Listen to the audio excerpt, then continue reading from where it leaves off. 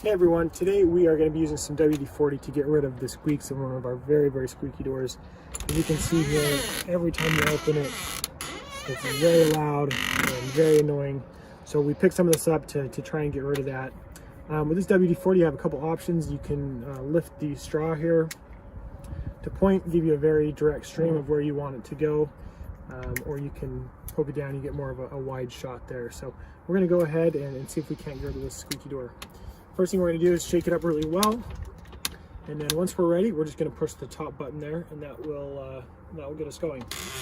First thing I'm doing, I'm kind of listing where those squeaks are coming from. I'm just going to go ahead and spray all over, being very generous.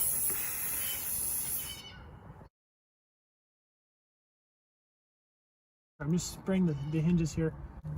We'll just go through and this does the trick.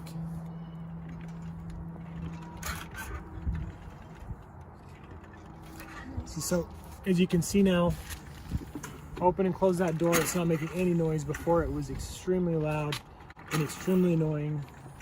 So this WD-40 really does the trick in helping out, get rid of some of those noisy squeaks, and it's something that everyone can do and knock out very quickly.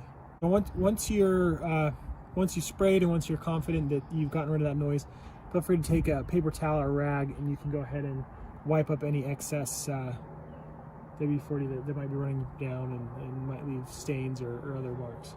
So the WD-40, it lubricates the hinges so there's not that friction, it's not rubbing together, which is great because it really helps eliminate some of that annoying noise.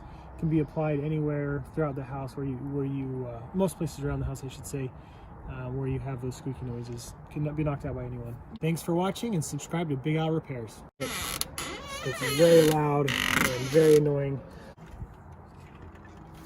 So as you can see now, open and close that door, it's not making any noise. Before it was extremely loud